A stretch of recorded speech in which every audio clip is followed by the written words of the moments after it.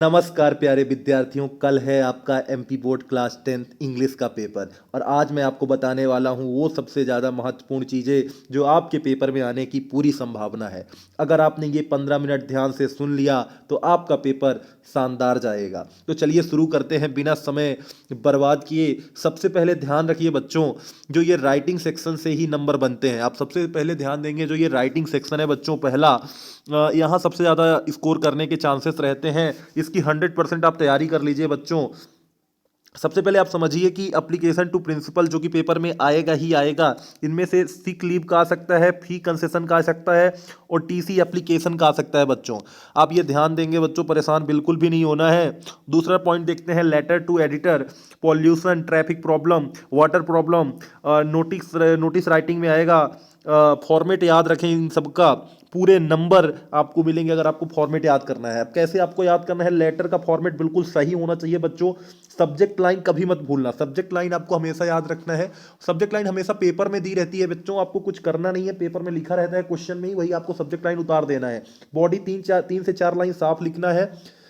इसके बाद चलते हैं आगे बच्चों।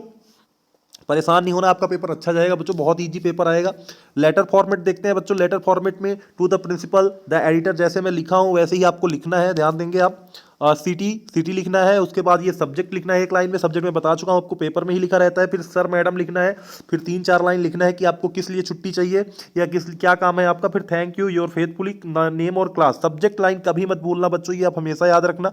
इसके बाद आगे बढ़ते हैं, ग्रामर की ओर चलते हैं। वेरी वेरी इंपॉर्टेंट रहता है, ज़्यादा परेशान नहीं होना, बहुत इजी ग्रामर आती है। 100% आने वाले टॉपिक में आपको बता रहा हूँ, जिसमें टेंस आएगा, एक्टिव पैसिव आएगा, डायरेक्ट इनडायरेक्ट आएगा, प्रीपोजिशन आएगा, मॉडल्स आएगा, आर्टिकल आएगा, ए एन द।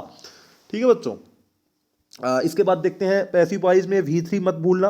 वर्ब का थर्ड फॉर्म रहता है बच्चों। नरेशन में एम का वॉज होता है, विल का वुड होता है। आप हमेशा मेरी एक बात और सुन लीजिए, नरेशन में अगर एम आया है बदलने के लिए तो वॉज होगा, विल आया है तो वुड होगा, ये हमेशा याद रखिए। प्रीपोजिशन इन, ऑन, एट साफ याद रखो, ठीक है बच्चों।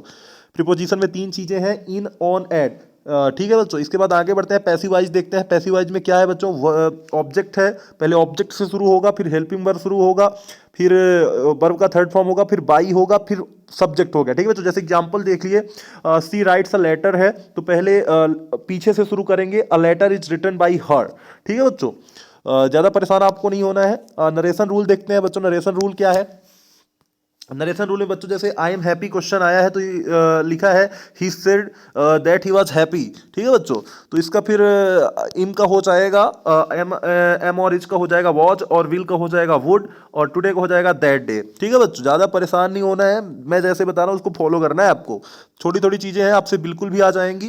प्रीपोजिशन शॉर्टकट है, इनका इन city, city per year, on, day और डेट, एट का हो जाएगा टाइम। ठीक है बच्चों। अब लिटरेचर में चलते हैं।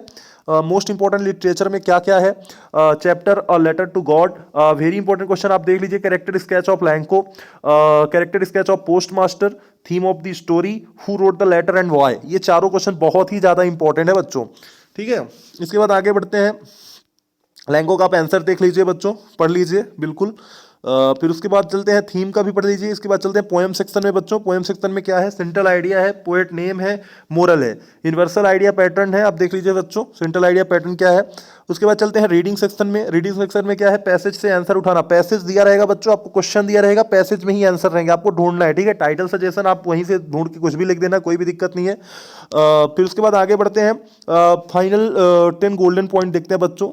पहले राइटिंग सेक्शन करो, ठीक है, जो पैसेज रहते हैं। फिर उसके बाद लेटर का फॉर्मेट मत बिगाड़ना, ग्रामर साफ और रूल से करो। V3 याद रखना, वर्ब का थर्ड फॉर्म। ठीक है बच्चों। उसके बाद देखते हैं, एम का वॉज होता है इनडायरेक्ट में, इन, ऑन, एट याद रखना प्रीपोजिशन। आंसर 30 या 40 शब्द में लिखना बच्चों, पॉइंट वाइज लिखना। अगर उत्तर ना बने तो आप पैसेज से उतार के लिख देना, लेकिन कोई भी क्वेश्चन छोड़ के मत आना। ठीक है बच्चों।